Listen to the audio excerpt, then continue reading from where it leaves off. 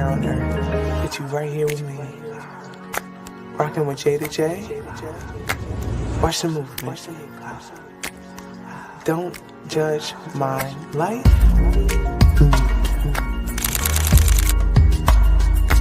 LLC.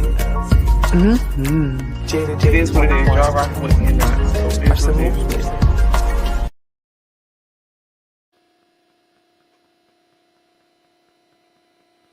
Yeah. Hey world. Hey young world. Hey coach. What's going on? Major mindset. We outside.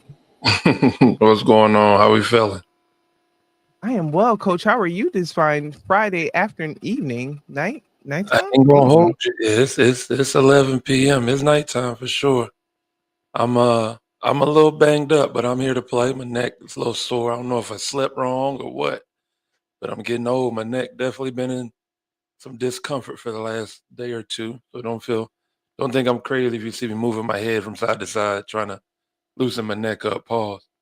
How you though? What's going on with you? Here you go with the pauses. I'm trying to keep this clean. I'm gonna try to keep this clean, coach, because we trying to get sponsorship deals and all that stuff. I am very well. Today have been productive. I finally got in touch with somebody to come out and fix the sinkhole that is happening around my van. So that's a positive. Aha. It is. What else happened today? A lot of WNBA action, what we're gonna get into. Today was a very unstressful day. So productive, unstressful day. That's good. That's good. That's good. Same for me. It's Friday, so that's always a good thing. Getting ready for the weekend. Got some games tomorrow. My 2027 boys and my 2028 boys play tomorrow, so it'll be an active weekend. But no, I'm excited and looking forward to it. Gotta love A. This is not. Is it AAU or is this considered like what is this considered for you, Coach? So, in my opinion, AAU no longer exists, even though we still use the term. These kids do not get AAU cards, right? They do not play in the AAU qualifying tournaments. I think we're just in the habit of calling it AAU, but it is, you know, travel ball, spring ball, so whatever you want to call it. We don't travel too much. My philosophy on that is a little different than most organizations. I'm really about developing talent, and we don't need to be traveling all over and spending all this money staying in hotels and to play in these tournaments. We stay local and we play. Just trying to get better. Last time I checked, coaches don't come to recruit JV basketball games. So becoming a varsity basketball player is our main focus, and then we'll go from there. That's dope as hell, Coach. Again, I want to say thank you for doing that because some coaches will really write off JV players and won't give them like any type of experience. Like really just try to like play them. Like so. Thank you for showing up for student athletes and still giving an opportunity to play. Absolutely. If you want to get better, I'm here to help you get better. Just grinding it out. Not everybody's going to be a superstar in ninth, 10th grade.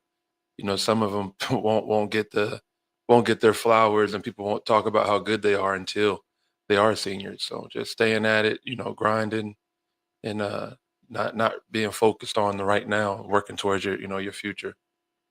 So Coach P, blessing the Rudies out the Rudies of the world. Thank you, Coach. yeah, yeah, yeah. Nah, my pleasure. I prefer it that way. Sometimes coaching the quote unquote high major kids or the super talented kids, the air quotations, because they all think they are, that guy. Sometimes coaching the kids that need to learn how to develop a chip is a lot more fun. So yeah, that's kind of my drive and focus on the boys side. My bad, coach. I ain't trying to be. I'm in the background trying to set up the Instagram feed on the virtual to see if, to see if we could do something tonight. Just to see back here. So I apologize. I'm tuned in. I'm listening. No doubt, no doubt. I mean, let's jump right into it though. Let's go ahead and get into the W. We had to take a couple nights off because of my head and my neck. Pause again. But because I'm having headaches. So we're gonna recap the week in the W. Starting with the defending champs who've come out the gate 5-0, remain dominant. The New York Liberty showing that they are the defending champs and that to win the championship, you are going to have to go through the Big Apple again this year. What do you think about the Liberty's performance so far? And talk about their championship caliber roster that they have. They definitely on a different level. Like I watching the Liberty play right now, you can definitely tell they are setting themselves apart from the rest of the league. Like already they have Bree. I don't even call her that, Brianna Stewart. I call her Stu. Stu. You have JJ in the paint. You have what's your young girl? Celescu. I Mhm. know I'm dropping her name in half. Brina. Who let me give her props because before Asia Wilson sneaker dropped, Sabrina had the number one signatures Nike sneaker of all athletes, like not even female or male. She had the number one selling. So shout out to Sabrina for that. I ain't gonna Absolutely. hold you. Her sneakers definitely look hella what was the thing that we used to back in the day we used to order our gear out of East Bay? East East Bay. Bay. Yeah. Her sneakers was definitely on some East Bay wave, but I could see why like they nah, they just they look basic to me. No shade to Sabrina because she was selling out here, but just wanted to shout her out. But you could definitely tell there's a difference with the New York Liberty. There's an aura around the New York Liberty right now. Like I am loving watching them play.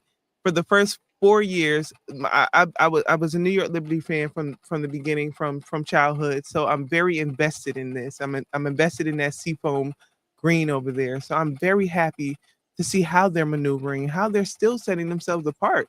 I would in my head, I thought there would be other teams that would be on that level with them, but they're on a different wave right now.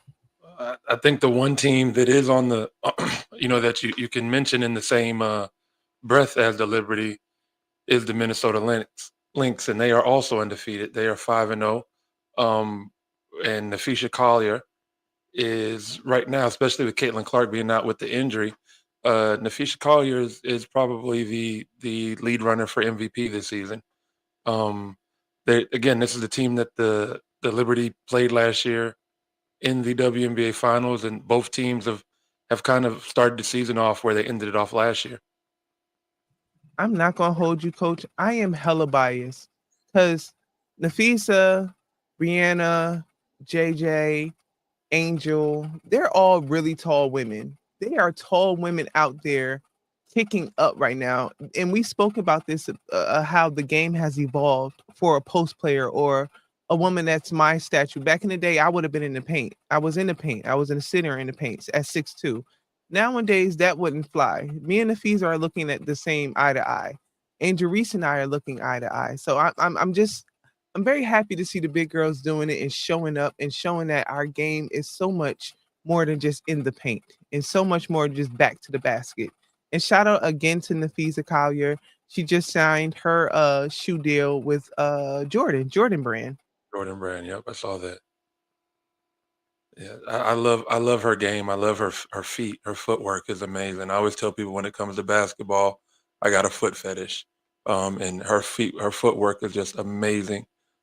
She talks about spending time with Kobe and working with Kobe, and you see it when you watch her play. So definitely Minnesota is another team that's going to be right there.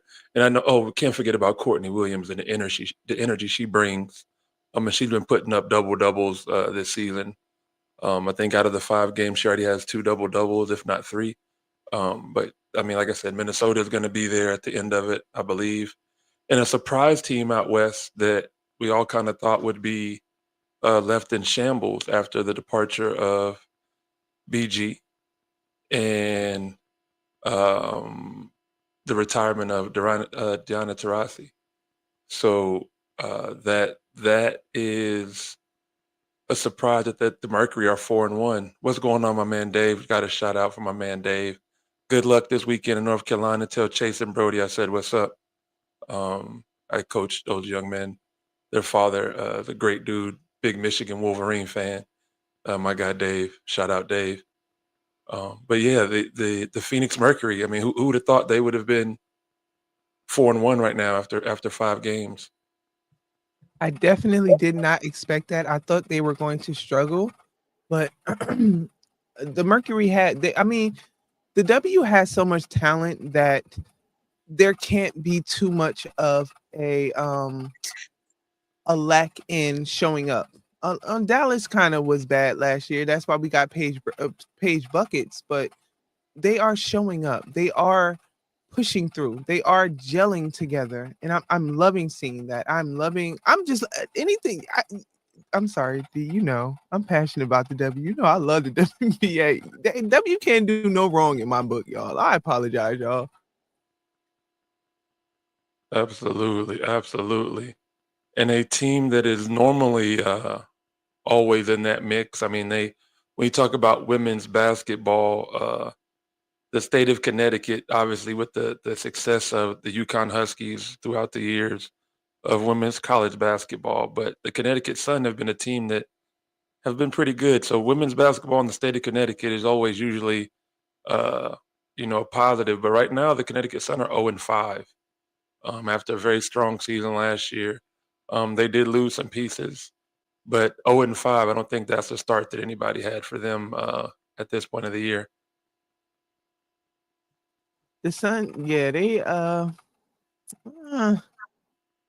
I'm not because again that's another team that got dismantled this year or last year coming into this season. So they are having, and I think it's a new coach over. I don't know, is there a new coach over there? But I'm not sure why they're not really catching their footing over there.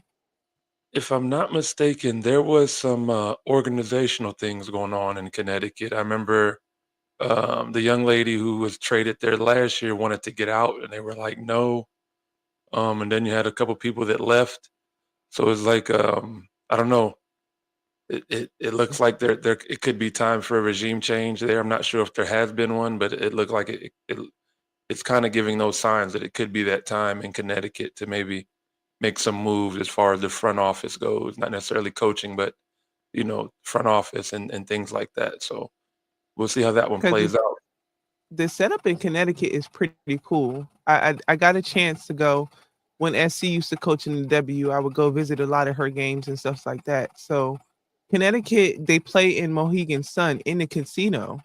So it's Mm, a pretty cool setup in there, like to draw people in to come to the game. And then after you can go to like dinner and go to the casino and stuff like that. So it's really a cool setup in Connecticut. Like hopefully they can figure out the winning aspect of that to bring more people. Even the games are the people come to the games in oh yeah, Connecticut. Like I'm not, oh yeah. it's not empty. Like people are I know. supporting. We just need the team to come through with it now. There aren't any professional men's teams in that area, so the Sun are one of the main shows. You got the Huskies, men's and women's basketball at UConn. Then you have the Connecticut Sun. So I'm sure they'll get it together. Most organizations have to go through stages of success and downfall, and it looks like they're just going through one of those stages. Um, the Las Vegas Aces have kind of been, I don't want to say a disappointment, but not necessarily what we're used to. They're 2-2 out the gate. They took a 20-point L to Seattle, who's a very good team, who I also think will be in the mix come playoff time. Asia is being Asia, but this roster doesn't seem to be as star-studded or as reliable as in the past. The departure of Kelsey Plum to LA, um, they just don't look the same to me. They don't look like championship caliber team as of right now. They could work their way into that, but they don't look like it to me right now. Not at all are they there right now. And I don't know.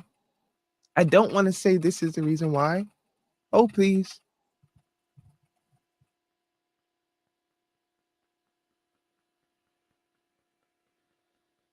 Okay, yeah. So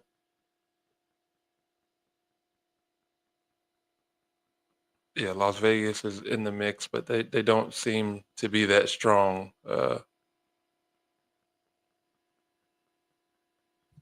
My bad, coach. What I was saying is, again, with the addition at, oh, and we could kind of segue into, I wasn't able to put this in the notes, but something came up on Instagram I saw this morning where it said it gave the list of the most followed WNBA players. I was looking for it before we went live, but I couldn't find it.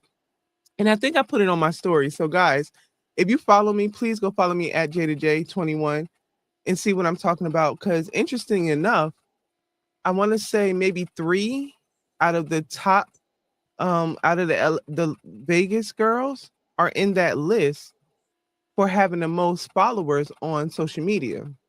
Angel Reese was number 1 with something over 1 million. I believe I know Jewel Lloyd was on the list. She came in trailing in at the end. Uh of course Asia Wilson was on there. But there again, Danny, I don't want to say this because I love how Asia game is evolving, but I'm thinking it's the defensive side, and I'm not sure why the GOAT point guards and Jewel aren't really meshing together. KP did bring an aspect that complemented um Chelsea Gray a lot last year, and maybe that's a key factor what they're missing. But Jewel Lloyd went off the last game. Jewel Lloyd, I think, went for had a game winning shot the last game or something like that. I saw a clip like that. Um, they got to figure it out over there. But again, that's another team who has in the front office. There's been some drama in the past. Liz Cambridge came through there. We had the whole Deanna Hambry situation. Um, even KP leaving and how KP I don't know the reason of or she just wanted to spread her wings, but there's been situations and I don't know if that's trickling onto the court when you do have, in my opinion, the best player in the WNBA in Asia Wilson on that team. They should be doing and looking a lot better, in my opinion. I think it's even not that complicated to see what's wrong in Las Vegas. It's simple. You let the wrong player walk out the door. Um, I mean, Kelsey Plum right now is averaging 25 points a game for a different team right now. That that is, when you ask me, the problem. I know you have other players who might have bigger names who've been in the league longer. I love Chelsea Gray, but she can't guard anybody. Those knees are gone. She has Kenny Smith knees, right? Like she can't guard anybody. Although she can knock down an open shot and she can make great plays offensively, she can't guard anybody. So I just look at it that way. Kelsey Plum is a lot younger. Um, I don't know exactly the cap space and the contract, stuff, but when I look at it, it's not that difficult to see. You let the wrong person walk out the door, and this happens on almost every team. The teams that get these type of decisions right are the teams that are usually winning championships, are always in the finals and stuff like that. So, um, yeah, I just think they have a different roster. They have to figure the roster out. They're a team that will go 500, but you still don't want to play them, in the playoffs because they're going to be dangerous. They, like you said, they have the best female player on the planet, wears the Las Vegas Aces uniform. So Hey, Coach, I want to shout out Dave. Sorry, Dave, I didn't acknowledge you earlier, buddy. Good luck tomorrow. And your sons, I believe one name was Cody, and I forget the other young man's name. Jason Brody. Brody, my bad. Jason See Brody. how I tied it all together? Yeah, What is wrong with me, Coach? you remix it, Cody. Yeah. Rookie watch, and we're only talking about one rookie tonight, and that is Miss Paige Buckers. Sucks that she is now in concussion protocol because you could really tell she was starting to roll. Yes, she Had a was. career high 21 the other night before having to leave the game with a concussion. She'll be out at least the next 2.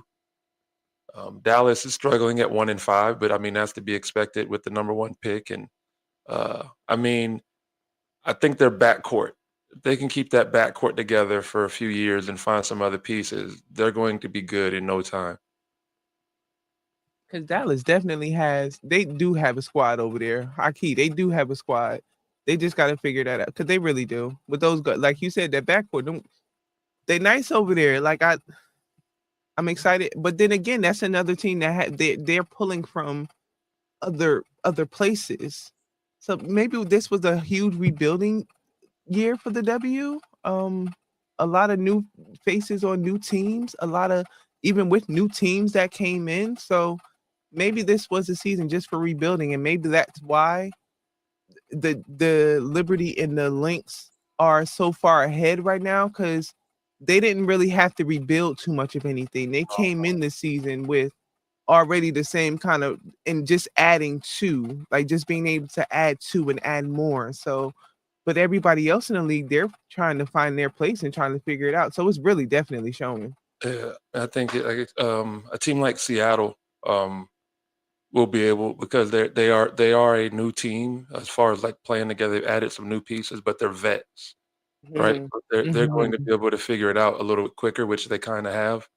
Um, and so I would Seattle again. I think those two teams, Minnesota and New York, have separated themselves from everybody else. Then that second tier, you have like Atlanta, you have Seattle, um, you have Washington, right? And Ooh, then speaking of Washington, I'm Brittany Sykes. Brittany the F Sykes, guys. If you're not following Slim, go hit up my little sis, please. Washington, please. I watched her the other night. She has some big rebounds. I love the energy she brings to the floor, and she got some big buckets. She's kind of like she does a little bit of everything. So I like her game, and the Mystics Great look pretty good right personality. She's a great kid. She's a great person. Like she has been that since forever. So I love to see how she's evolving. And she came back from because last year she didn't play. now. All right, all right. Yeah, she was out last year due to So now injury. this is like she's coming back this season. Like that's so shout out to Brittany. Absolutely. Oh, I Mm, forgot in that group of teams. I forgot the Indiana Fever. I don't know how I did that, so I apologize to those ladies up there in Indiana because they're balling as well. But they do have a slight setback right now. Miss Caitlin Clark is currently sidelined with a quad strain, so she won't be available. The other night they were here in the DC area and they played in Baltimore, which is a big arena, that's kind of what has to happen when the Fever come to town with Miss Caitlin Clark. But there has been a significant shift in ticket pricing with her being out. Uh, so that is something that I noticed and thought was pretty interesting. That the Fever have a record of 2-3 right now with her out. and after tonight, I'm interested to see because they are very slim now on the guard. Tonight, Cunningham, when I clicked off the game, Cunningham, I don't, it like a bad ankle sprain Mm, and went down. And then also Sydney Colson went down earlier as well. So I'm very intrigued to see how the Fever will, in with all these injuries now, right? Like, because that's all their guards. And the right. Fever's have. I mean, Aaliyah needs somebody to give her the ball. Dewana needs somebody to give her the ball. Like, no shade to them. They haven't evolved their game to an Asia Wilson level where Asia's bringing the ball up at this point in time. But let's see where the Fever land after all these injuries that just popped up tonight. Absolutely. Absolutely. Ms. Courtney Vandersloot of the Chicago Sky broke two franchise records No. previously held by her wife. So she broke two records that were previously held by her wife in the Chicago Sky organization. She is the all-time leader in points, assists, and steals for the Chicago Sky. And that's something that's pretty cool. She can go home and say, "Yeah, baby, I beat your record. I took your record." So shout out to her. Let's definitely give her salute. I think that's huge. To lead in an organization in those three stats definitely puts you in the conversation for all-time greatest player in that organization. So again, shout out to Miss Vandersloot. Hey, Slew was goody boo. I was excited when she came because I think Chicago traded her and maybe brought her back this year. Don't quote me on that. I remember she was there with Candace when Candace came back home and they won that championship. That's the Mhm. last time I got WNBA media passes. WNBA, please put me back on the WNBA. Thank you, media passes. Anyway, but so I am a fan of Slew. And that is pretty dope to be able to talk your shit to your significant other. Who is her wife again? What if because I heard that earlier and I'm like, well, who is Slew married to? You're gonna have to do your research on that one. I I don't know. got you. I got you. I should know that. Don't judge my life, y'all. I'm a real adult. I got other shit going on in life. But while we're here about Chicago side, coach, you already know where I want to go. Let's go, coach. Bring them in, yo.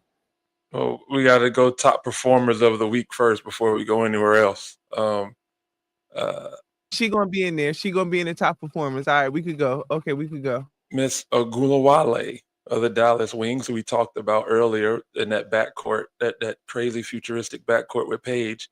She's leading all scorers this week. She had 37 points earlier in the week, and Stewie had 27, and Sabrina Ionescu, I think I said that right. I'm just like you. That's why I always say Sabrina, because I butcher her last name. She put up 24. Those are the highest point totals for the week, this week of May 30th. And rebounds, Miss, oh my goodness, Janelle Saloon of the Golden State Valkyrie. I apologize for butchering your name, baby girl. But she led this week. She had the highest rebound output. She had 13 rebounds, followed by Angel Reese, who had 9. And Miss Vandersloot had the highest assist totals with 9 this week, followed by Paige, who had 8, and I believe Caitlin Clark tied with her with 8. This season, our season leaders in scoring, Nafisha Collier is averaging 26.8. Kelsey Plum is second in the league, 25.2, and Brittany Sykes is third with 22 points per game. Yeah, she's third in the league right now, followed by Stewie and Asia. They're both averaging 20.8. So I can tell you, she does a little bit of everything. I loved watching her play the other night. She played with so much energy. Talking about Brittany Sykes, she's a baller. Top rebounders in the league so far. Angel Reese is leading the league with 13 rebounds per game. Asia Wilson is second, averaging 10.8. Kiki Efren of the Washington Mystics is averaging 10.7, and Aaliyah Boston is averaging 10 to round out the top 4. And assist, Caitlin Clark. Hold on, coach. Mind you, Kiki a rook. She a rook, coach. That is true. That is true. And she's averaging 10.7 rebounds per game. So Washington is a team that I'm looking at. You notice their name is coming up a lot, record wise, stat wise. Like the Mystics are a team that you gotta pay attention to. And lastly, but not least, assists per game. Caitlin Clark is leading the league with 9.3 points. Assists per game. Alicia Thomas is second with 8, and Miss Skylar Diggins Skylar Diggins and Paige Buckers are both tied with 7.6 assists per game. I like that on the guard front. That makes sense. I'm sorry. Skylar Diggins and Natasha Cloud are tied with 7.6, and Paige is averaging 6.7 assists per game. So that Natasha Cloud, who's with New York, bro. So who she feeding all day long? She better be up there, yo. She got weapons around her. So that's our WNBA. Nah, coach, that ain't our W, coach. Hold on, coach, please. Okay. Please. Because I'm excited. My Brazilian bombshell went off last night, coach. She went crazy last night, and Chicago got a W because my sis went crazy. Could you shoot off your pew pew pew pew for my Brazilian bombshell, please, coach? I can dig it. Miss Cardosa went off last night. She had her career high in rebounds and points. She finished with 23 points and 8 rebounds. She is becoming the player that she's going to need to be for Chicago to have the success that they want to have. They want to have with those 2 players, right? Angel Reese and herself. I think they need more performances like that from her. We talked about her not being as dominant as we would like to see her, and I think last night was a good start. Hopefully, she can keep it going.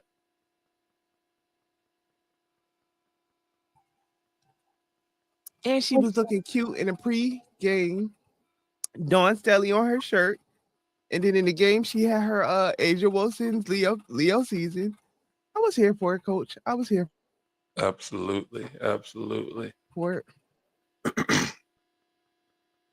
Since we're talking NBA, WNBA, let's go ahead and talk about the brother league, the NBA. Let's update the playoff situation. We're getting toward the end.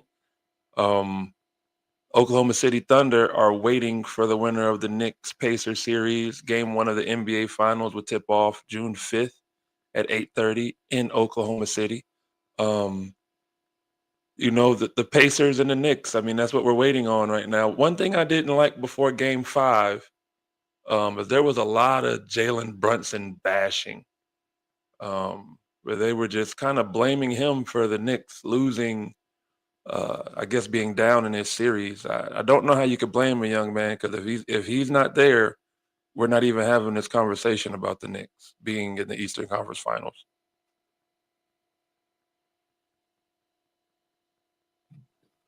You know my opinion on JB.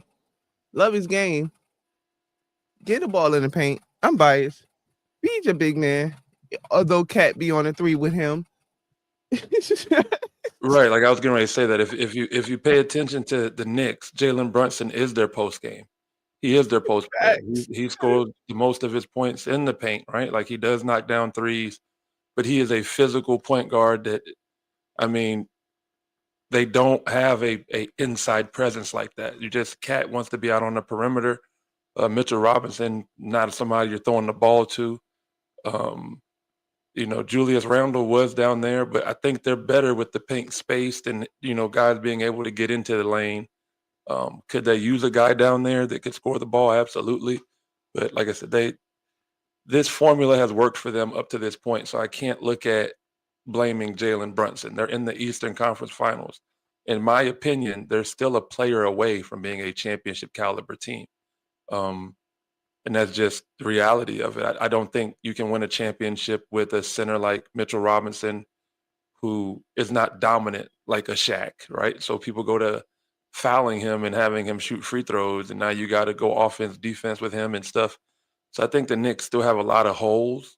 I still think they're a year away from being a contender, and I think they're still a player away from being a real championship contender. I know that sucks to say with them in the Eastern Conference Finals, but I just don't think that they are a championship caliber team. So you saying that they're not gonna make it point blank period? I'm saying they're not going to win a championship. Do I think they can still survive and win this series? I do. If they can somehow figure out a way to win Game 6 and then get Game 7 in the Garden, yeah, I think they still have a chance. But I don't think they have a chance of hell of beating Oklahoma City. No.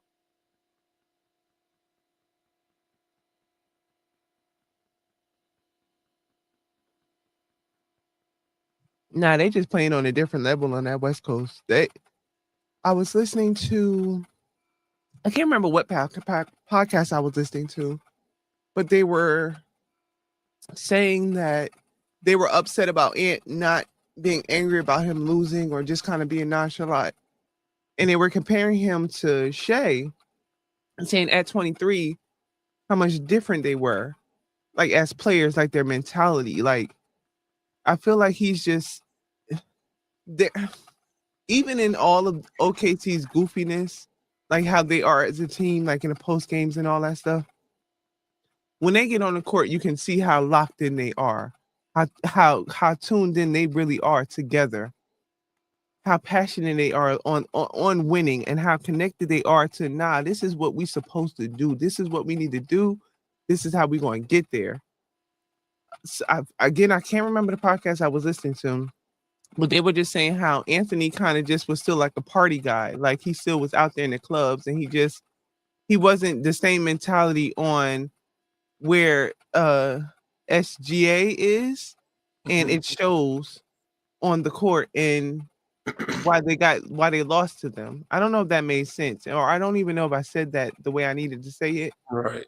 I don't like when people do people do that, because the same guy he was a couple weeks ago when they were saying he's going to be the new face of the league, and comparing him to Michael Jordan and all of that stuff. Now all that goes out the window because he loses a playoff series. That's dumb to me. To hear people talk about guys, what they do off the court as far as like their lives, right? Like I've heard people talk about the fact that he has the situation with him paying, the paying it up front, the child support up front. Like what these guys do in their personal lives has no impact on what they are or who they are as basketball players because they still get the work in. They're still putting up. You know what I'm saying? Like this is not a guy that hasn't improved every year since he's been in the league. Yes, he's still only 23 years old and he's in the Eastern Conference Finals, right? Like I mean Western Conference Finals, excuse me, for the second time. Just so happens that SGA is just as talented, if not more talented, um, and has a better team, right? Like that. I don't think you now start taking shots at Anthony Edwards' character because the young man works. That's clear, right? Like he is a legit ball player, one of the best players in the league at 23 years old, and he lost the playoff series to another really good 23-year-old. Um, not gonna sit here and say that because he wears fitted cats and because he talks and because he embodies Atlanta like that's that now he's no longer or SGA is that much better. SGA had a better series. SGA might be the better basketball player right now. And what I love is that we have a rivalry now. We have two guys that are going to battle each other for the next 10 to 12 years for NBA supremacy. I love it. That's a full fact. I felt like so that's what you were saying. Just to throw another conversation in, because you said all that to say about Anthony and giving grace to Anthony and not the off court stuff interfering with the on court stuff, right? So do we give Ja the same grace, or is there a different story for Ja? The difference is Ja's off the court stuff has impacted the on the court stuff, right? Ja's off the court stuff had him off the court for how many games? 50 something, right? So that's the difference between Ant-Man's off the court stuff and Ja's off the court stuff. That Anthony Edwards ain't missed no playing time because he paid his baby mama. Well, excuse me, he paid the woman that's having the baby child support up front. He ain't missed no court time. He's not being suspended for that. He's not having to go to court. And, like that was the difference. He's not putting the Minnesota Timberwolves organization in jeopardy uh, in any way. Ja was the opposite of that. So I think those are the two differences in those two situations. Okay, so speaking of off court antics, so in the news today, headlines that Zion is getting sued by a young lady that says she allegedly did whatever was alleged. Y'all go read those headlines. But now this is a situation that could jeopardize Zion on the court outside of him and his weight and the shape he's in. Get that man out of New Orleans, please. Send him to Cali. Send him to Cali and get him on some Nah, leaves and vegetables, please. nah, Please, y'all. no. He can't handle LA. He can't handle Cali. He too country and green. He can't handle it out there. If he can't handle the food and the people in New Orleans, ain't no way he gonna be able to survive in LA. Ain't no way. So where would he fit? Because clearly he ain't doing what he need to do down there. LA ain't the place. You know where he might need to be. You know where he really needs to be, and he would hate it. But you know what would be the perfect place for Zion Williamson? Mm. I mean, the absolute perfect place. And it would be down there with Uncle Pat Riley down there in Miami, where they run a tight ship, where they're gonna be on him about his body weight, where they're gonna be on him about his conditioning, where they're gonna have him doing weekly body conditioning tests. Miami, he would not want that, but the best thing for his career would be to go to like Miami. And being that he out there in that sun around all them other bodies that's out there, maybe that might inspire him to get his damn body back in some type of tip top shape. Yeah. Being around all Yep. Although Miami's a different culture. Like, look at Zion versus look at Bam. Right. Yeah, it makes Right. sense. Miami would be a perfect place for Zion to go. Like I said, he would hate it. He would absolutely hate it because Pat Riley is going to be in his shit about his weight. Like that's going to be. I mean, I remember listening to guys talk about the Miami Heat and the body fat checks and the meal check, like everything. Like that was That's the hear D reason why Wade, Braun left, bro. hear Them D Wade cookies. talking about them cookies, right? Like that would be the perfect place for Zion to go, Miami. Yeah, and as far as the rape stuff and the allegations and like, and we want to make sure that we continue that this is alleged. These are allegations that have been brought up. Um, I'm just so sick of these young men putting themselves in situations where this happens. Um, like who is in their team? Like who is in their corner, right? Like I what? don't even think it's about corners, D. Like, dudes wanting the bad girl. That's the thing right now. Like the I wouldn't baddies, put like that they thing. they going for that, which is goofy to me because they effing up all their money. Like back in the day, like dudes used to wife up women. Like you wife up the wifers, and you go outside and do what you do. You have NDA signs and do this, that, and the third. These dumb boys, they let me Drea one of these young boys out here because clearly they just the goofiest. They just the goofiest. And Who the this is what other I'm one? Brittany saying. Renner? Where's the OG? Where's the dude that's like, nah, young fella, we don't nah. You don't like, and I can't understand. I guarantee you, when it comes out, she's been passed around. She got a kid by somebody else too. That's like I can't understand that for the life of me. Well, I get it because I've had the conversation with a couple guys, right? And their whole thing is that those girls that kind of get passed around that got a baby by this dude and a baby by that dude is like they kind of understand the routine, right? But for me, I couldn't get with that. Like I couldn't understand that. That wouldn't be, you got a baby by a dude that I gotta play against or interact with or play with or that's just I wouldn't want to be in that lifestyle, man, where even like and we're gonna get into it later. So I'm gonna stay off that one. And bring it back to the Knicks Pacers because we hadn't finished previewing the Eastern Conference Finals and the NBA Finals. One thing I'm noticing about these future faces of the league, and this is why future is put in front of their name, is that they're not consistent, with the exception of SGA. Right? We saw Ant-Man have 40 points in one night in one game, and then the next game come back and only take 13 shots. Right? And you know how that series closed out for him. We saw Halliburton have a 30-plus point game, triple-double with 0 turnovers, and then he came back in game 5 and had 8 points. The inconsistency of these young guys, like, what can we attribute that to? What do you think we can attribute that to? Is it youth? Is it immaturity? What do you think it is? I'm gonna be 100. While you were saying that in my head, I was thinking maybe that transfer portal. Dudes don't have to commit to nothing no more. Ain't no having to be consistent to get playing time, to get on the floor.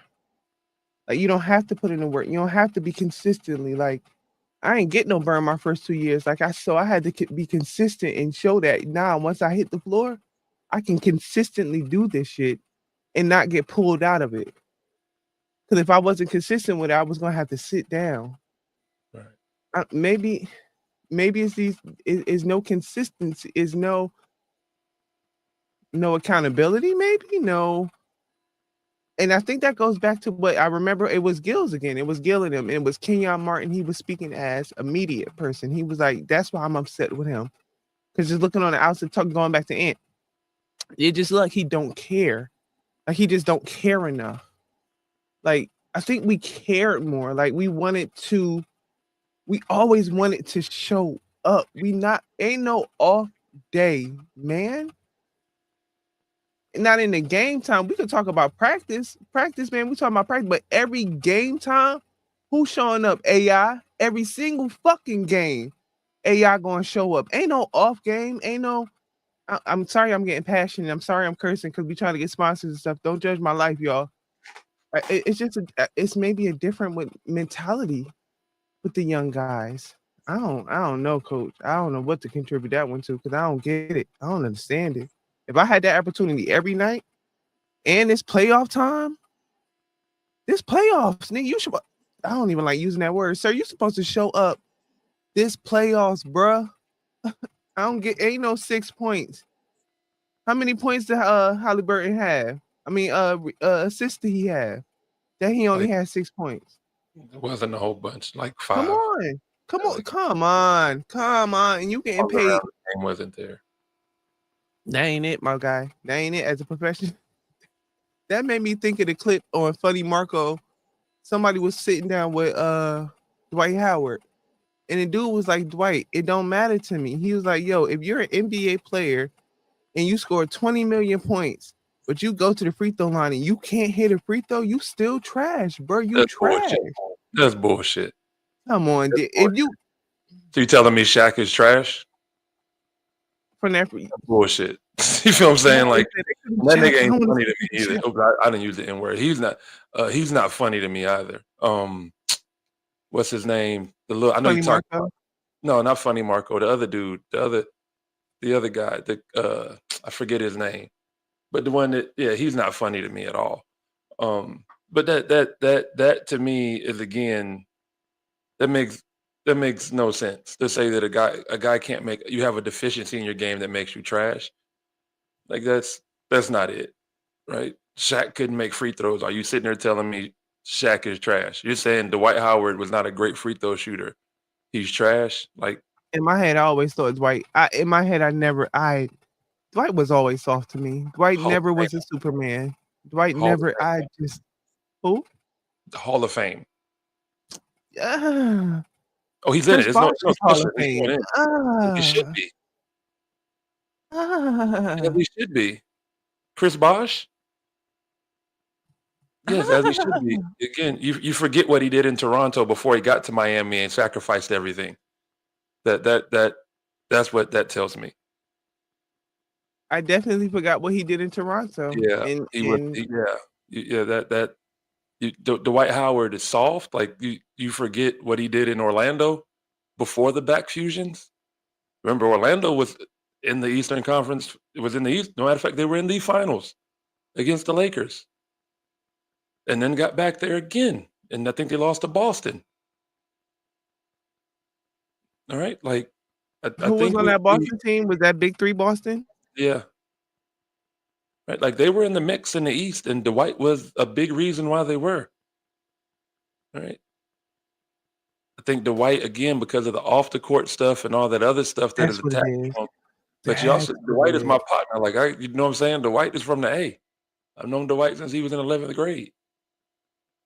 And then as So, a female, I know the stories on the other side from that yeah, first who used to hoop, and we know the reals.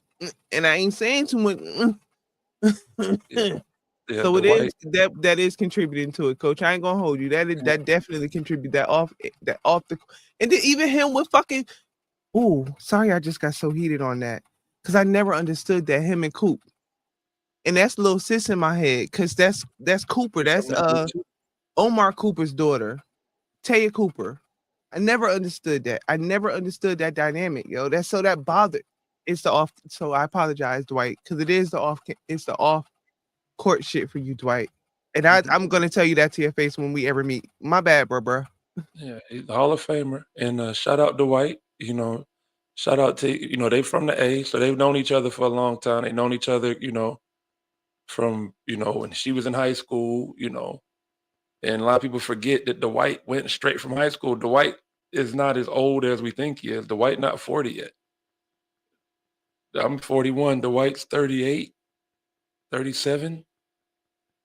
So Facts. He was 2 years younger than me. Yeah. yeah, yeah. So I mean, yeah, that's that. But yeah, I think these guys are just not. They're still they're so young that they're just not that consistent yet. Which is why I can't call them great. They're very good. They're not great yet. We have downgraded words. Like we throw words like great because somebody has a couple good games. We say, oh, they're great. And these guys are really good with the potential to be great. Which is why I think LeBron has to come back as far as being the face of the league, because nobody's really ready to take that mantle yet. Okay, coach, can I ask you this? Yes. At 23, was KG consistent? Hold on before you answer that. At Hmm. 23, I kind of know the answer to that. When Kobe, because Kobe first couple of years was kind of shaky for Kobe, because even Kobe went through it when he first got to the league. Hmm. But I feel like KG was consistent. I feel like KG came in. Was Miles consistent when he got to the league? And I'm only speaking of high school kids that jumped, that were Or Darius. young, that kind of.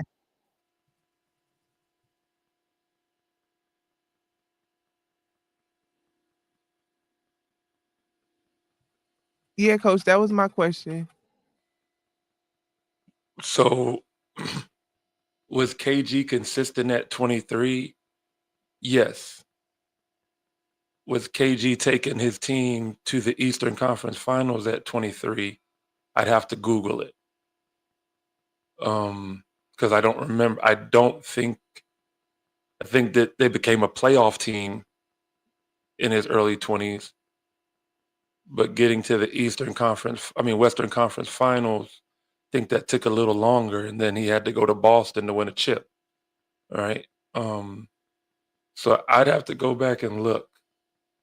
Darius Miles definitely was not uh, consistent. Who was one of my favorite players when I was in high school. But no, he wasn't consistent at the level where these guys that we're talking about, like he never even made it to that level to where these guys are what we're talking about. By the time he was 23 or by any time in his career, he didn't make it to this level of the guys that we're talking about, right? The Anthony Edwards, the Tyrese Halliburton's. He didn't make it that far in his career to compare whether he was consistent enough to the level of consistency that they need for what they're doing and where their careers are heading.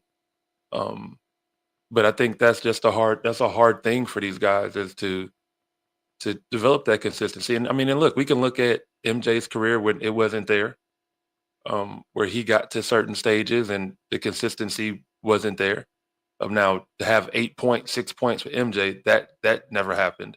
But because he's gonna go down fighting, he's not gonna take 13 shots. He's gonna take, Mike was gonna take 20, 30 shots easy. If he's missing, he's gonna get 36 of them up. You know, same thing with Kobe. Same thing with AI. This is what I don't think they have the killer that the guys I just named have. Like they don't have the killer of a guy like Tracy McGrady or Kobe or MJ.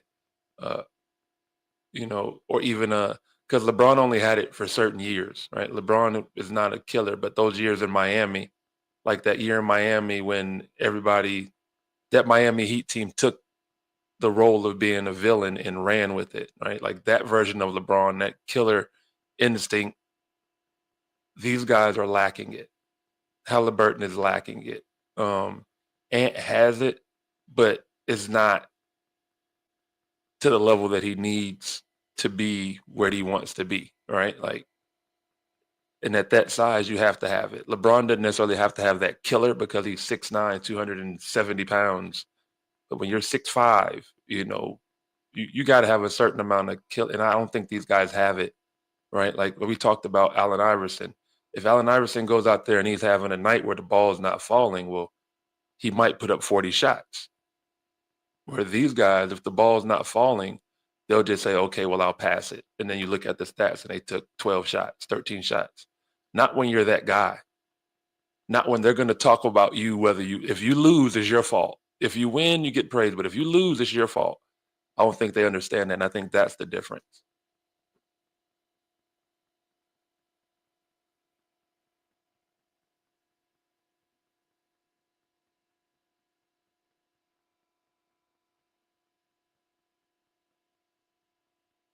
So let's talk international news for a little bit. A little bit of U.S. politics. Oh, hold on, coach. My bad. My mic was off because I was going all the way in. I shouldn't have was. I forgot my mic was muted on the computer as well. So I was saying is that you speak about that dog instinct, that go get it, that yo, like I think that's what Kenya was again going back to what's why he was talking about Ant and just saying that like when did you develop that as a young guy in the league? Because he said that yo, you might not get back to the finals, bro. Like because he said it in the post game so nonchalantly, like yo, I was going this hard for Mike Conley. And he's like, we'll get back here next year. And then your boy was like, yo, you might not get back there next year. Like you might not, and being that you don't have that dog in you either, like, and it's not consistent, like you really might not get back to an NBA final. He's never made it to an NBA final yet. He's been to the Western Conference Finals. Yes, sir. My And bad. then Yes. Kenyon is a guy, right, that I respect hundredfold, no doubt about it. He was an amazing basketball player, played with a chip on his shoulder. But at the same time, right, like he's not one to talk. When you talk about like how somebody responds to something, because he's a hyper emotional person, right? I That's could like rock. me. That's like me talking about how somebody else responds to something, because our responses are not going to be the same. I'm like Kenyon. I'm hypersensitive, hyper emotional. So my response is not going to be like Ant-Man's response, right? Ant-Man is a laid back cat that, you know what I'm saying, don't really show his cards like that. You don't really show a whole bunch of emotion. And to say, you know, he might not get back there, but that ain't that young man's mindset. Again, I'm 23 years old. I'm a superhero. I can fly. I can, you know what I'm saying? Like, I'm not thinking that, oh, I might not get back here. His mind is, I've been here last year. I'm going to get back here. I got back here this year. I'm going to get back there next year because I'm going to put the work in to do it. So, and then also he's being looked at in a way that Kenyon Martin was never looked at. Kenyon Martin was never a franchise player. So when I'm the franchise player and I'm sitting there now, imagine if he sat there and he was crying and he was all of that. Some people would say, "Oh man, that's great passion," but some people like, "Man, wait a minute, dog. Like you only in year." So it's almost a situation where you're damned if you do, damned if you don't. Right? That man said they're gonna be back there next year because that's what he believed. Why would he not believe that? What player says, "Oh man, I might not get"? You don't start thinking like that toward the end. Full facts. Full facts. All right. So me being in the Washington D.C. area, we got I guess a guest that they're saying is leaving the area, Mr. Elon Musk, CEO of Tesla. His time with the Trump administration seems like it is kind of spoiled and gone the wrong direction. He's on his way out of here. He promised to cut $1 trillion off the USA deficit. Never got anywhere near that. He slashed through government jobs. I mean, just like cutting people's jobs. You know, people were fired and hired and fired and like just dangled around. I know a couple of people who were caught in that. And not only that, Tesla's numbers have taken a hit based off his unpopular following. Like people just don't like him because of some of the stuff he said and done. You buying a Tesla anytime soon? Oh no, I'm good. I was trying to rock with his internet service, being a nomad and not live in my van. So I was trying to rock with, I think it's called Ethernet. No, I don't know what. Don't quote me on it.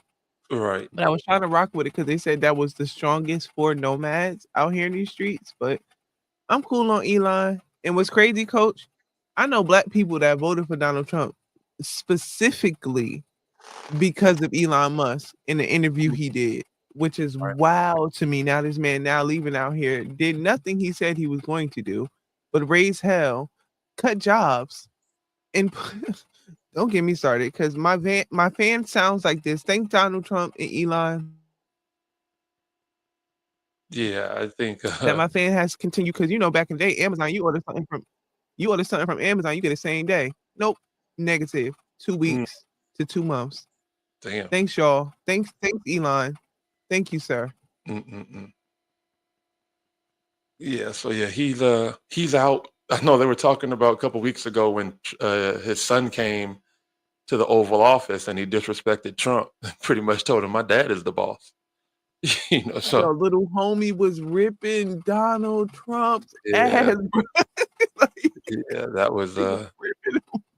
they say that kind of started the departure, but I think he in true Trump fashion, he set the guy up, to take the heat for the things that he did. Trump didn't want to fire all those people and do all that stuff, so he let Elon do it, and now Elon's done with that, and Elon's done.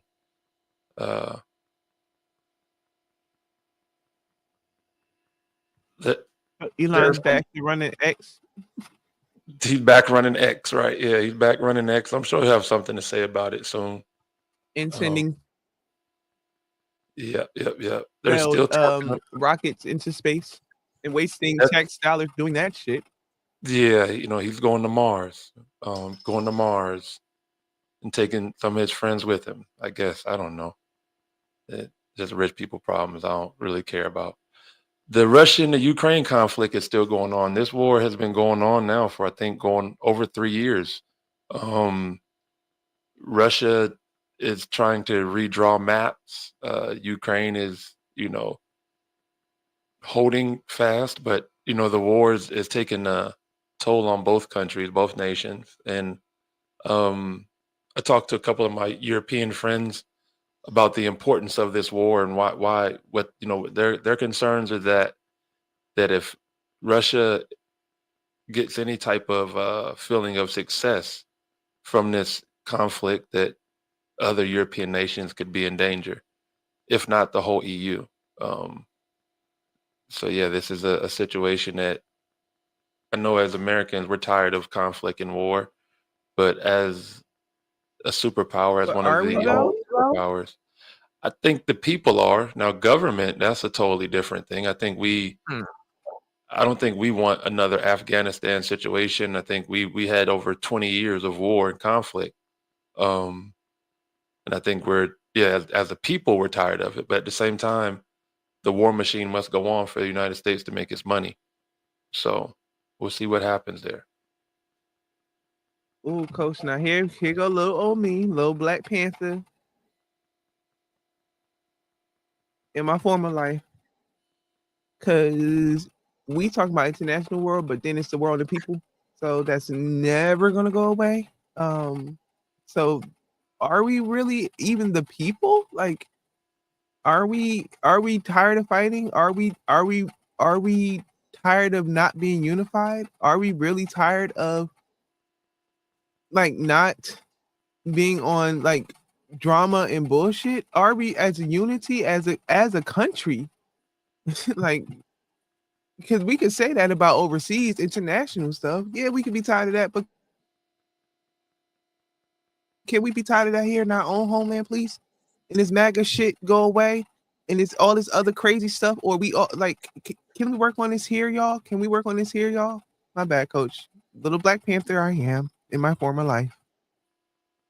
Nah, I think they're two different things. I think when you talk about the problems here in this country, I think that no, we can't ever really grow tired of it because we have to continue to go through it.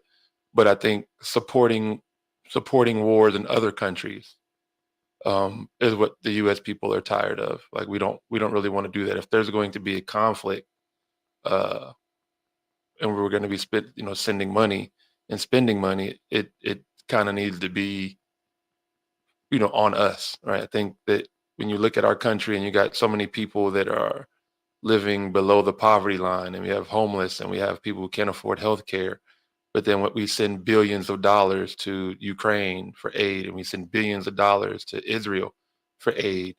It's a kind of a slap in the face to American citizens here that are going to work every day, that pay their taxes. So I think those are the two differences in being tired of conflict internationally and being tired of conflict domestically.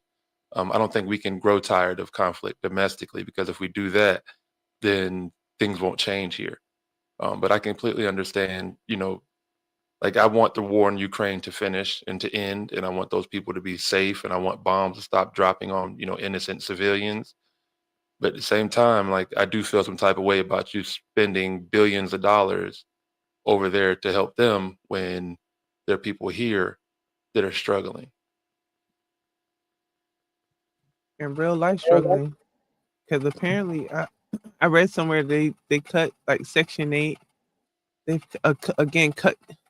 So how are we gonna how are we gonna boast about the unemployment rate being so low, and now you have cut all these jobs, and now these people don't have jobs? Right. Like, I don't understand. I don't. I do understand what you're saying though, Coach, because that is annoying. Like, why are we sending all those resources overseas to help overseas? Because we are an ally in just trying to help out or whatever. But still, there are, like you said, oh my God. Please keep going, because I'm passionate. I'm way too passionate about stuff. Yeah. So I that think that because I know personally, like I personally know that people that are affected by these things. Personally know people that can't get assistance, can't get help, that are really, really living like check to check like homeless. Like, thank God I have a van that I can retreat to. There's really, really people living in cars, living on Skid Row, living in the street that don't have funding. And then I apologize, Coach Hill. I get passionate because I used to work for welfare for 10 years. And now I'm able to travel the world, and well, not the well, still I was traveling the world, but the country, and just talking to different people and how welfare works and how it's rolled out and how it's not fair. It's not right. How it's not mandated right. Like, how it's not conducted right. Like, how is it so it's people that's really, really affected by this stuff. And where do we go? But we're sending these resources overseas, and people don't have it here. And that's sorry, I'm so passionate about this stuff. Yeah, a lot of like welfare, a lot of those programs got hit by that DEI. Very much so. But it impacts us a lot, but I don't think that they realize how much. There's so many people who were impacted by it that did not realize they were going to be impacted by it, right? A lot of these That's people looking that around and found out. Right, a lot of people who voted for Trump find themselves in situations like you're talking about, where, okay, I voted for Trump, not me. I'm speaking hypothetically. The person I voted for did not win the election. Um, so, hypothetically, they vote for Trump, then their job was taken away from them, and now they need welfare, and it isn't there, right? Like, I don't mean to laugh, but in those situations, it's laughable. I know there are people who need it that are having hard times qualifying, and that's not a laughable situation. But when I think about those that voted for him and then find themselves needing things that has been taken away by the actions that he's taken, it's ironic. Right? The irony in that, Mhm. I can definitely see the irony in that. So The government contracts that yeah, all of us was eating off of. I'm a business owner, so yes, I apply for government contracts. I'm certified to rock with sam.gov to qualify my business for government contracts, to try to help employ more people to get jobs, to give student athletes internships. But I need help with the funding. Sorry, I'm about to go in real quick. Oh, because it's not fair. It's not fair. And then those there, yeah, they fucking around and finding out now, but they put us here. We was trying to say this before we got here. They my God. My God. Because even Coach, you watch Handmaid's Tales. We are hmm damn near on the verge of that shit, fucking around with people that's just playing with us. Donald Trump is not a politician. Elon Musk is not a politician. And they voted these people in with this power that don't know what to do with it. And now we're getting hit by this shit. Now we're really being affected. And now the pink people want to say that there's a problem. Now they feel bad. Now the Hispanics, because let's even go, oh my God. Because a lot of my brothers date these Hispanic women and their families don't fuck with you in real life. Don't like you because you are a dark-skinned man and you fucking with these Hispanic people that voted against you. I'm sorry, Coach, I'm getting passionate about this. I apologize. I apologize that I'm yelling to any sponsors or whatever the fuck we got out there. But now we playing with real life, y'all.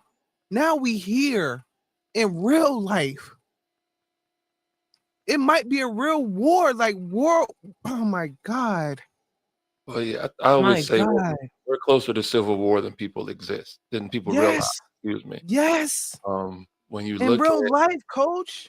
the things that people are contesting, right? You're talking about abortion, the right to bear arms.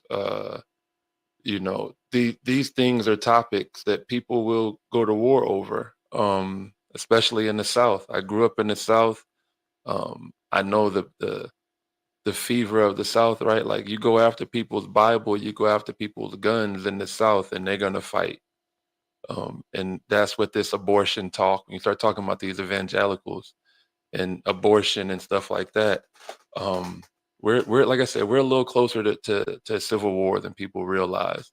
And when you have a person like Trump and his following, right? And this is why I was hoping and praying that they didn't throw the man in jail, because I believe if they would have thrown the man in jail, that a civil war, like you almost martyr him, right? You almost make him a martyr by throwing him in jail or saying he can't be. You got to let him fuck it up on his own, and then go from there, because his following, they don't care about facts. They don't care about anything other than supporting Donald Trump. So you just got to be careful with that.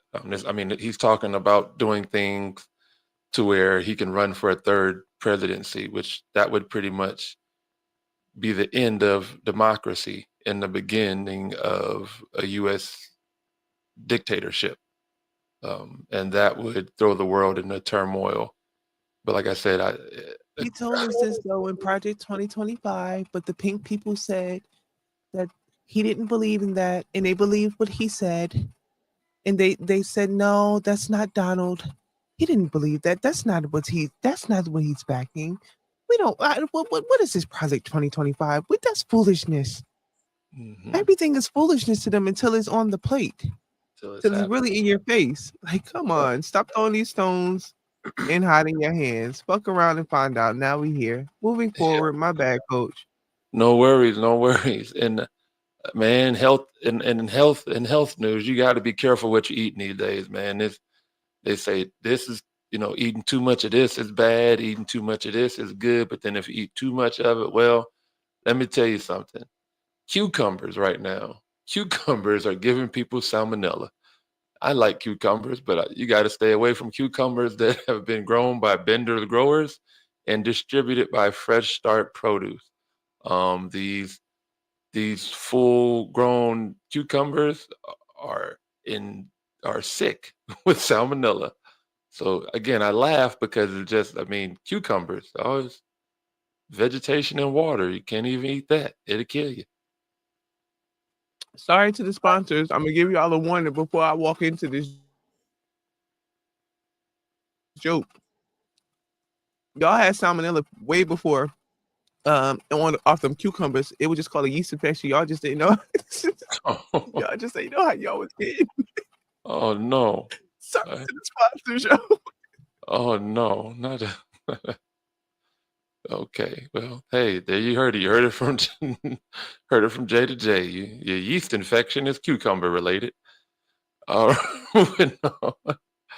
Scientists are investigating a mysterious new object in the Milky Way that emits both X-rays and radio waves. We are not alone. I don't know why we keep pretending that we're the only people out here, the only beings out here. They just found something in the Milky Way that's shooting off X-rays, and it got Sirius XM. So, I don't know. You tell me. You said Sirius XM. I got that. I'm just saying, you gotta It's something else out there. I don't believe we're alone in this world, in this galaxy, in this universe. We're not alone. There's somebody else here with us. Eventually, they'll show themselves. Eventually. You pulling up with them? Listen, I ain't got no problems with them. You know what I'm saying? Like I'm with them. Whatever the gang sign is, teach it to me. I throw it up. You know what I'm saying? Nanu, nanu. You know what I'm saying? Market Mindy. Ain't no. Look. All right. People might not like I say this, but if China invaded the United States, I just became Chinese. Like you need to understand that. I feel the same way about aliens come. If some aliens come, I just became whatever nation of aliens from. Like he Shit. gonna throw it up. Like ain't no shame in my game, right? Like that's the reality of it. Yeah, that's the And you know, reality of we it. fit in. We being black folks, we fit in everywhere. They gonna love us regardless. You feel me? They gonna knock on my door and be like, "What side you on?" I'm gonna be praying to Buddha. Like, hey, that's just what it is. That's just what it is. Um, we got wildfires in Canada. I remember a few years ago there were wildfires in Canada. And it was smoggy here in the DC area in the DMV. And not only that, it smelt like maple in the air. Are you Um, serious, bro? I'm dead serious. This was a couple years ago, and there are wildfires in Canada again going on right now. So I'm wondering if that's going to be the case again in the area. I'm saying, if you were in Jersey, I know you would. If it was like 2 years ago, you were in Atlanta though. But if you were in Jersey about 2 years ago, you would have smelt it. That is wild, crazy, wow. Yeah, yeah. I remember I going outside, remember like, damn, it smelled like maple syrup out here. And I remember seeing where they had like the pink or something like that from mhm, when the it was trickling down to Jersey, New York. Whatever smoke was in the air or something like that. It yeah, was like changing the color of the of smog or it, something like that. absolutely. Yep. So we might have some more of that. I didn't realize that wildfires were such a big thing in Canada, but it is, and there's a lot of foliage in Canada. I remember driving when I was younger. I lived in Alaska, and we drove from Alaska to Alabama. We drove through Canada, and it was a lot of foliage. So yeah, that You prayers say to you folks drove from Alaska to to Alabama. Alabama. Yeah, we drove. So Alaska's above us? Yeah, Alaska is above us. It's Alaska, then Canada, and then you come back into the United States. You hit, like Oregon, Washington State, and then we came through California, and then we went from through like all the way through California. Then we came out like the bottom and went through Las Vegas, and all of those, southwestern states. Then we hit Texas, and then came all the way across to Alabama. I was going to the third grade. I remember it though. It was fun, a lot of fun. We had a full I size want van. to take that drive now, coach. Our It was van a cool life drive. It was with a cool Tootie want drive. to take that drive. It was a cool drive. Um, got to talk about this. There are floods in Nigeria right now that are causing loss of life. So definitely want to send a prayer out to people back in Nigeria, back in the motherland. I am actually uh, I found out last summer that is where I originate. Nigeria. I'm Nigerian, uh, also with some ties to Togo and Benin, and then it becomes the Caribbean, Barbados, Jamaica, which I already knew, and then Panama, and then the United States. So definitely shout out to Nigerian brethren. Pray for y'all. Hope that everything works out, and that those floods stop. I know they could probably use the rain, but now it's too much. So uh, shout out for them. The infrastructure and everything like that is just, we always kind of take that for granted, right? Like our sewer systems and stuff like that. So our runoff rain doesn't really impact us the same way it does in some of these other places that aren't as developed. And I'm pretty sure that the city of Nigeria is a beautiful city. If you ever get a chance to actually look at like real pictures of it, not what they show you here, but Nigeria, Lagos, these are like really amazing cities. But you can imagine what their suburb areas look like, and I guarantee you that's what is being hit the worst right here in this situation. So again, prayers to our people over in Nigeria. Prayers to Nigeria. I definitely have a lot of friends that are Nigerian. Had a lot of a couple of whew, ladies. If you ever get you a Nigerian man, you'll understand. Oh my Hmm. goodness. I don't know Don't nothing judge my about life. that. I don't know nothing about that. Nothing about that. Nothing. I don't know what she's talking about.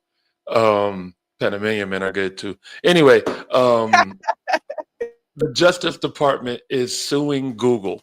Is saying Google has violated antitrust situations, and they are claiming that the company has a monopoly on search and advertising markets. Um, this stuff is always kind of funny to me because they definitely pick and choose who they go after in these situations. Um, because yes, Google may have a monopoly. I mean, we don't even call like searching for things searching. We call it Googling. You might not even people don't even be using Google and they say, I'm gonna Google something. Like, well, you didn't open Google, you opened Bing or you I had used a Edge, right? I had a whole attitude earlier, coach, because I was searching for something and I noticed I was in Bing. I'm like, why the hell am I here? Take me to Bing, take me to Google. What the hell are we Mhm. doing here, bro? Right. So they definitely go after. I mean, I think about and this will probably be settled here in a couple weeks and we won't ever talk about it again because Apple was in a lawsuit not too long ago and what happened to it? Apple was in the same type of situation with the App Store and having a monopoly on, some stuff and I don't even know what the outcome to that was. It was news for a week or two and then it went away. Sure this will be the same thing. I feel like Apple actually lost that. Don't I quote me on that though. Don't quote me on that. think they had to cut some checks, but they weren't big for us. They weren't Not at big for all. us. Alright. So yeah. Why don't you take the lead on the Jamal Bryant situation?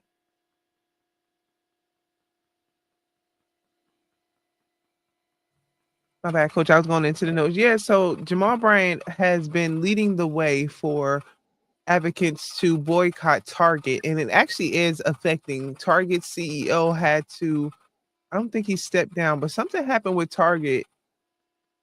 Something impactful, like nah, that boycott is actually working. So Jamal Bryant is leading that boycott, trying to get as many people. But then on the flip side, we have creators like Tabitha Brown, and I love Tab. I love Tab.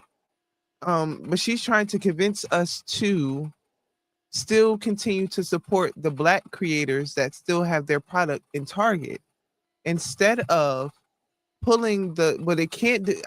When it comes to business, like you gotta, I understand what Miss Tab is saying.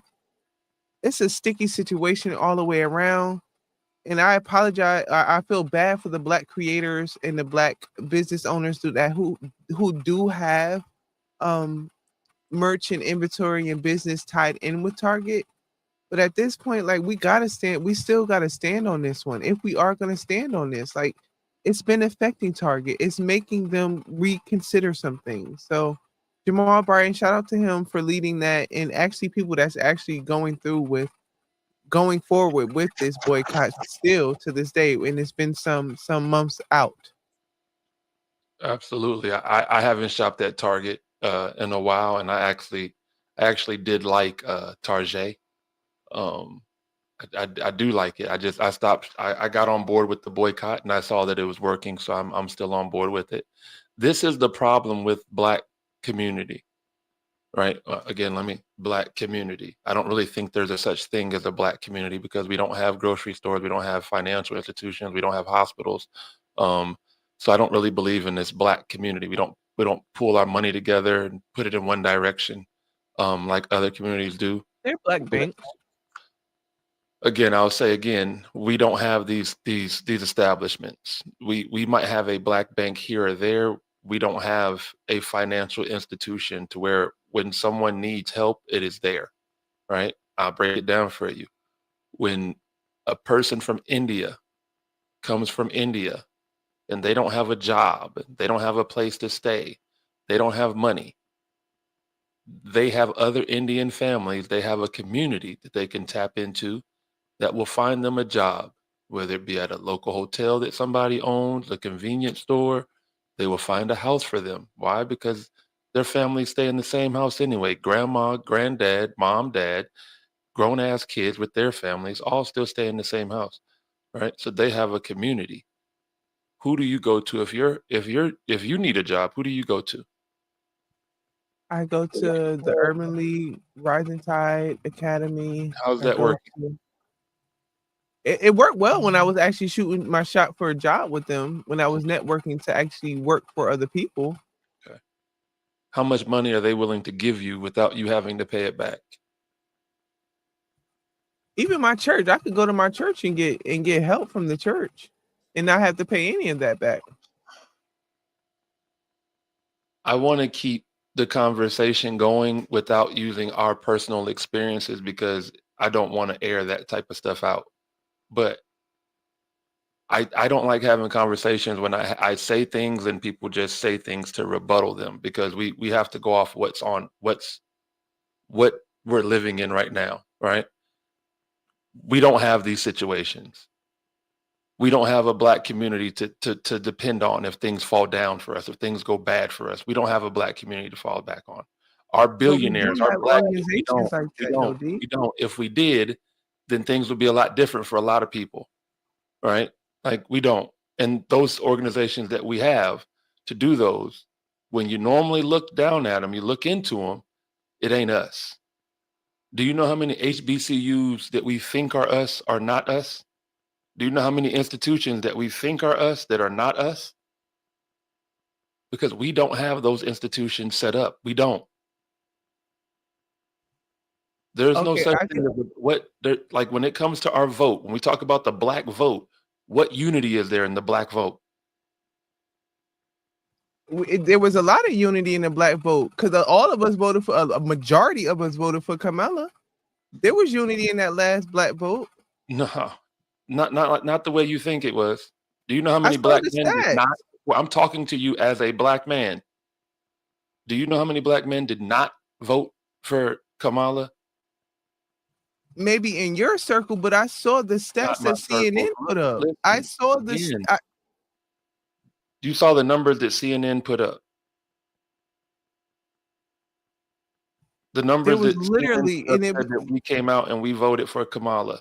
That Black yes, men. Black What was the men. percentage? It was the Hispanic men that didn't show up. What was the percentage of Black men that showed up to vote for Kamala Harris? I'll Google it and I'll Google it and get it for the next show. Because if I open up another window, it's going to shut me down, and I don't want to slow down what we're doing right now. All right. But I can say personally, D, because I don't want to bash I know of the Urban League that has helped people, that can help people, and there are Black people behind that. Shout out to what's your boy Markle, Mark, I forget his name. I worked with him at the Black Caucus convention. That's another Black owned whole convention. I understand what you're saying, that it might not be like fundamentally communion, but there are like the National Black Journalistic and I'm always going to them for jobs, for resources, for grants, for funding. There are things for Black people if we look for it, if we go out there and find it, and there are Black people that are backing them. Shout out to my homeboy Steve. Oh, Jesus, Steve, it's slipping me. He's married to Swin Cash. He's an angel investor for company. He started the One Music Fest, him and his homeboy Jay. So I kind of see what you're saying, but on the flip side, like I do know there are Black organizations, and maybe they aren't as big as the whole big like white organizations or whatever there is, but there are different Black I organizations, mentioned Indian people. I didn't or mention even white people. Indian I mentioned people, Indian. Right. Again, people even that come Indian from a people. third world country and come to this country and they're in better situations than people that are here. Like you can't ignore that. But then that goes back to culture, D. You can't ignore that Again, if there's they no are. such thing as a Black community. This all ties into what I am saying. But we had the Black communities that were funding us, and they bombed us, D. They wouldn't let us grow. They were funding us. Black Wall Street. We When had did it. I say, like, you're acting like I'm saying it's our fault? I am saying they're not there. I didn't say why they're not there or whose fault it is. I'm saying they're not there. But they And are yes, that there. was in the 80s. That was in the 80s. Nah, the Black Wall Street happened. Yeah, Way before then. Tulsa, yeah, Oklahoma. Yeah, way Tulsa. before then. Never like, again, I understand what you're saying. I get what you're saying, but my point was that these things don't Black exist. Panther Party. They existed. Again, Who I'm broke up the not Black Panther? saying that again, listen to what I am saying. I am not speaking on how they were destroyed or who keeps us from doing. I'm not speaking on that. These things that I see other communities doing, these things that I see other communities have, we don't have. But why don't we Again, I'm not speaking on that. have them, D? We Because don't have the them. people who we were That's setting not it it. in motion to have it, we So were you setting. telling me And what? Fred Hampton was assassin, and Right, the people in Philly were assassin and bombed in the 80s. right. We have these things structured. We've had these Again, things. I'm not We, because of saying our culture, because of racism, like it's not it's just not that the racism. community is not there, It's that the not just community is not racism. there to grow it. It's not that. I just don't agree with that. Okay, that's awesome. You don't have to agree with it, but I'm putting down facts. Again, you're talking about organizations, the Black Panther Party, that was, yes, the government and all of that. I get all of that. But tell me how we have all these black billionaires and black millionaires and our people are still in the situation they are in.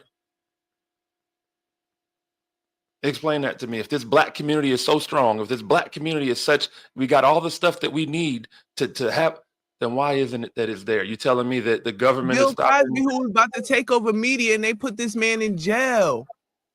Okay, it's always something that's going to come back that's going to stop it. When you're in power, they're going to shut you down. They do not want you to have the power. That's what stopping is. They So you don't telling want us to me have that this power. They don't want us to have this access for the same reason they're cutting out all DEI, while they're cutting out Black history. While at the Black History Museum, they're having to rearrange all the exhibits because of Donald Trump and DEI. There are things for Black people. There is community. this is something that, like, the DEI thing is something that has gone on for what, 5 months? We're talking about something, again, that does not exist. A black community does not exist. A unified black community does not exist. We're all going in different directions. When you go to these other communities, they're moving as one. They're moving in one direction. We are not. Yes, I understand the pitfalls and the obstacles that are in our way. I do. But we don't always make it easier because we are moving in different directions. There is no black community. There Because isn't the one. powers that be told us It's not to not just that. communitize. It's not just that. Redlining, who broke up the Black family, who It's don't want not the just Black family, that. who don't want the Black man in the household. How is it It's not not just just that? that. They're telling us not It's to be not just communal. that. It's When not they were just that. selling our family, this is race It's invaded. Back not to just slavery, they were that. selling us away. They did not want the Black It's family to not be just family that. because they know the foundation and the strength of the Black family. It is not just that. We don't stand together as black people. We don't. We don't. We have a crab in the barrel mentality. These things exist. It's not just them. It's not just them. We don't have a sense of community.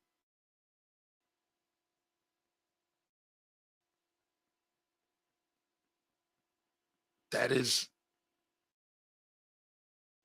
I get racism. I get systematic racism.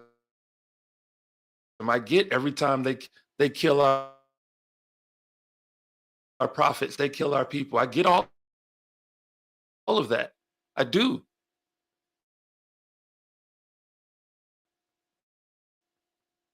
But It That may ain't be just because it. of where I was raised at. I know Newark ain't Atlanta. I know that Newark ain't Atlanta. I get You that. look at the world, we influence the world. You look at just this country, we spend more money, we make more money for other people, and we spend more money than matter.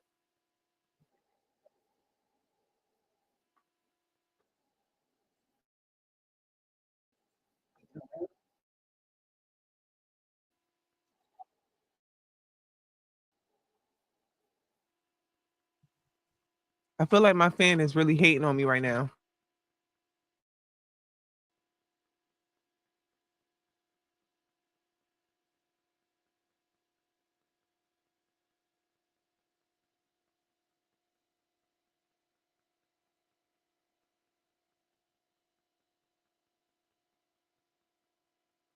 Having technical difficulties.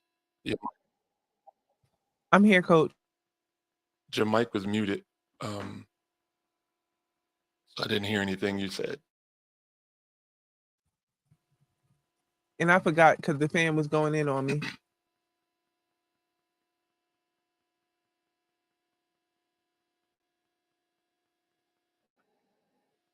Yeah. Oh, last thing I didn't know. I thought you were saying something, but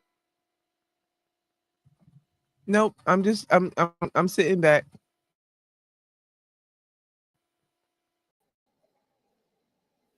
yeah. But no, like I guess I was just saying that the black the black community needs some help. It needs some work. It's not I don't think it's as strong as some of the other communities.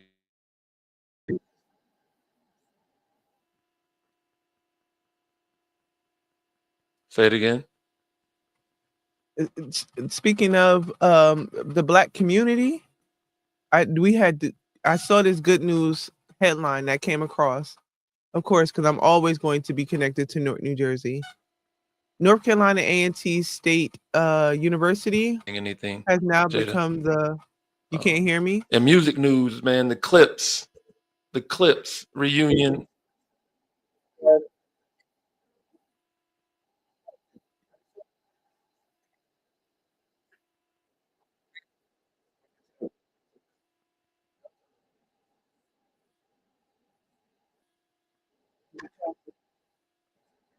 I can now. It must be delayed again.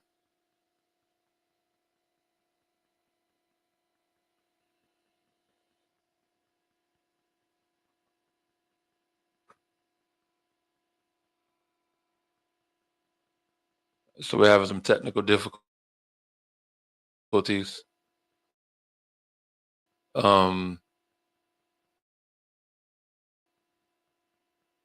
yeah, we're having some technical difficulties. So yeah, we'll wait and see if Jada comes back. But the highly anticipated reunion of Pusha T and Malice, the Clips, they'll be dropping an album in July.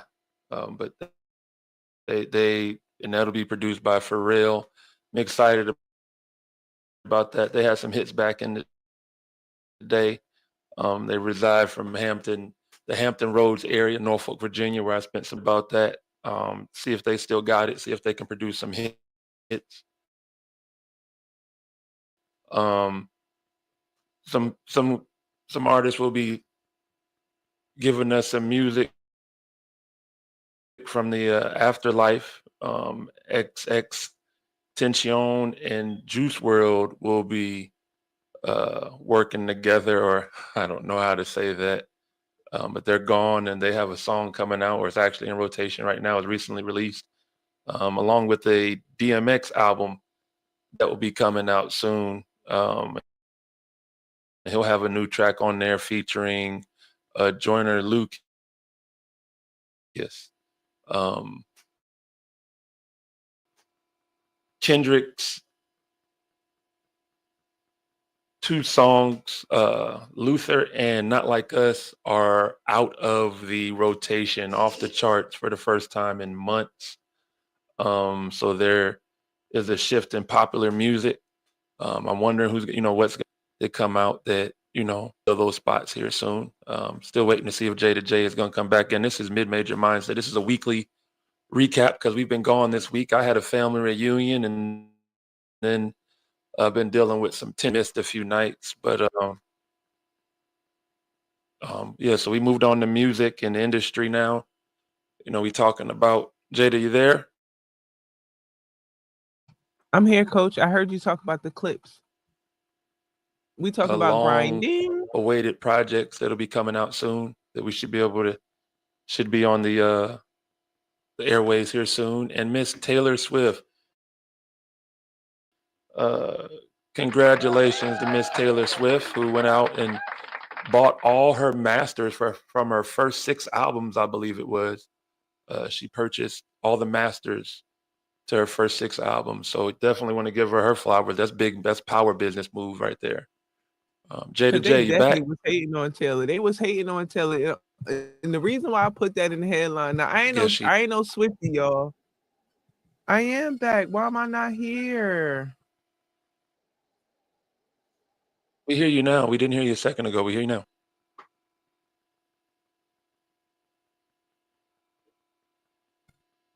As my fan spasses out on me, guys.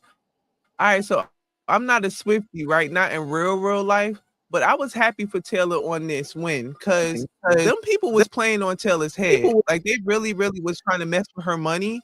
Like so much so that Taylor couldn't perform some of her like biggest hits off of those first couple of hours when she would be on tour. Like she had to recut all of her music just because they was hating on her money. Like so, yeah, Taylor Swift. Congratulations for her for winning that, getting that money, getting her rights,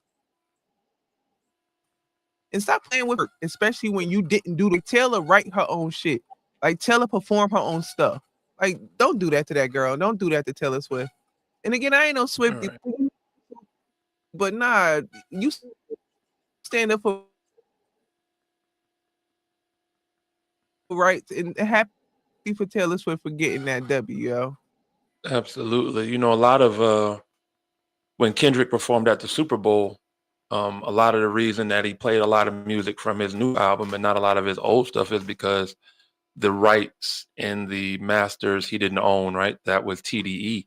So that's why he didn't play a lot of his old music at the Super Bowl performance, and he went with a lot of his new music because this music that he performed, GNX, is that album is on his new label. So he cashed in on that compared to sending a lot of money to TDE. So this is a lot of things that people don't really understand with this the music industry and owning those masters. All right.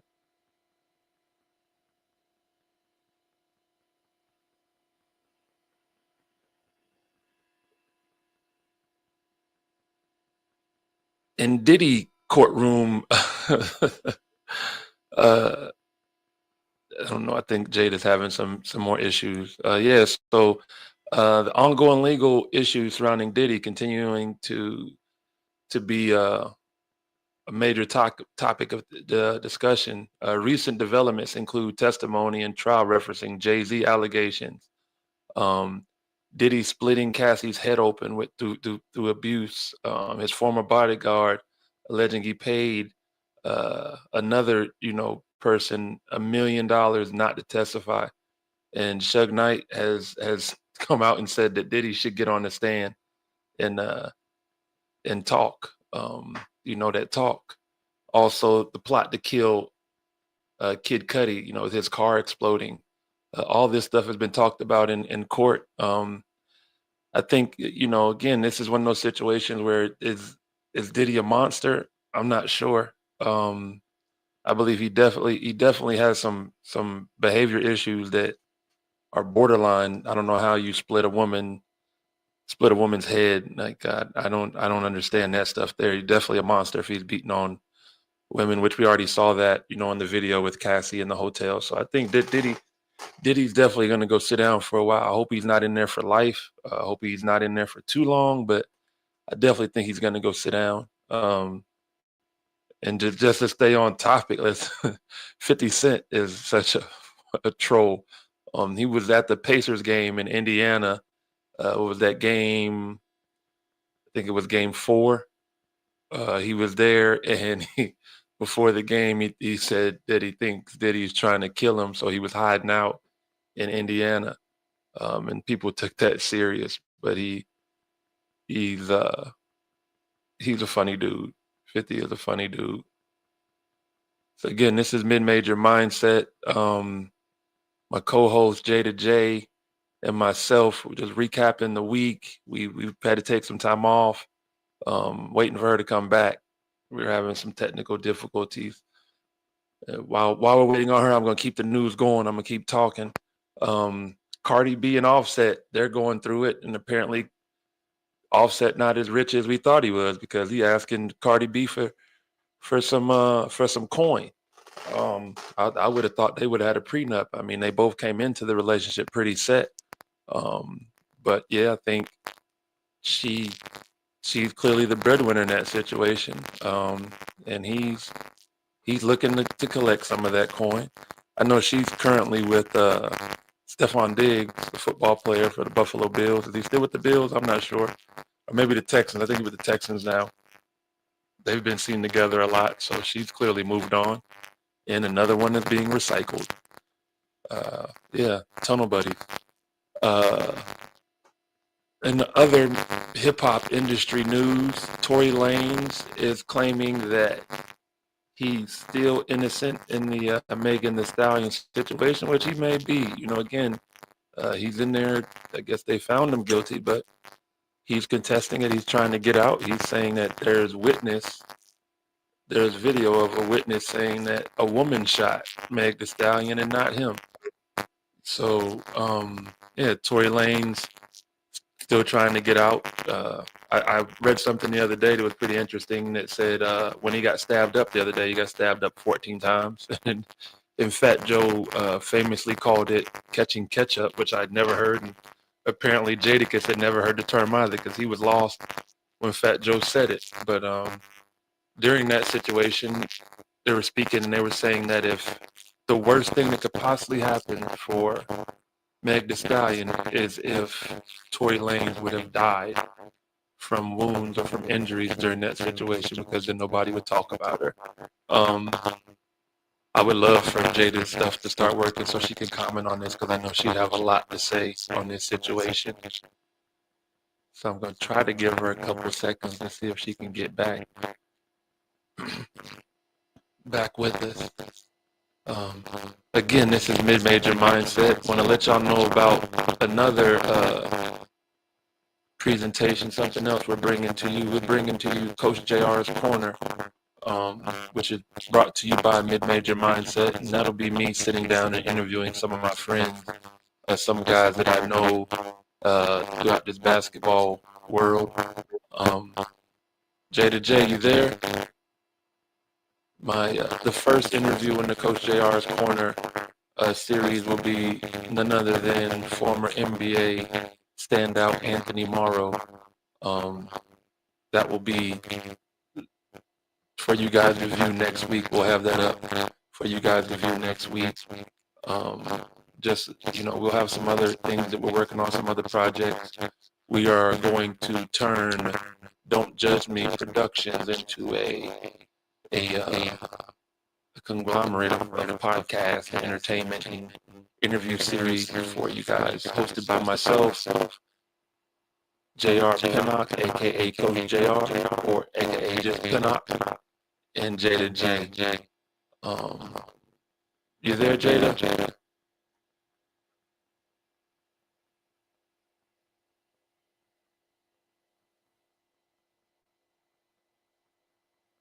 So the streamer Kai had some pretty good questions. I had to agree with him. He questioned Eminem's recent American Music Award wins. Right? Eminem won favorite hip hop artist and favorite hip hop album. And my question is, whose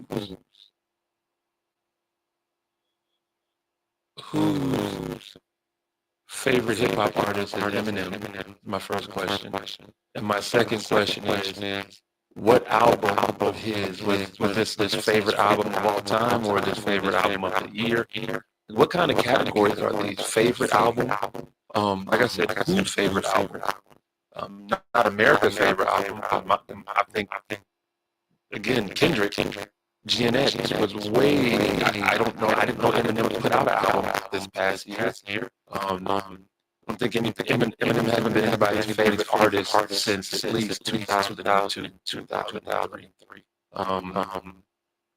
So and Kai, of all people, questioned. I thought that was great. Like whose favorite album? Like what? I don't think any of these kids are getting on the school bus and saying Eminem is my favorite rapper. I don't think they're getting on, going through. Like I'm in the bowling alley somewhere. I don't think that an Eminem song is being played. And I'm like, hey, Eminem is the best. I think those days have passed. But he won the award at the AMA and pretty fabulous song. That's all. Like I said, I got a lot of respect for Marshall. Marshall hasn't made any good music in years. I think he had a song that made a video game that made the UFC a couple years ago. I think that might be it. Where he rapped for that one. You know what I'm saying? Yeah, but Eminem is not getting it done. So favorite hip hop artist, favorite hip hop album, AMA, you got to update it. I don't pay attention to you anyway, but. And Kai. Good comment. Ladies and gentlemen, it has been a pleasure. We're going to go ahead and wrap this up tonight. J having some issues coming back to us. And I'm at the end of my notes. So again, look out for Coach's Corner. Coach JR's Corner. Again, brought to you by Major Mindset. It's a Major Mindset production. Excuse me, Major Mindset presented by Major Mindset. I'm getting sleepy. But it is a Don't Judge My Life production. Again, my first guest will be none other than former Oklahoma City Thunder, former Portland Trailblazer, former Dallas Maverick, former Golden State Warrior, Georgia Tech standout. Anthony Morrow will be my first interview on Coaching JR's Corner. I said that all wrong. Ladies and gentlemen, I'm getting sleepy. It's past my bedtime. I'm JR Pinnock. J to J be here with us. We'll see you next time. Follow us on all our platforms. We out.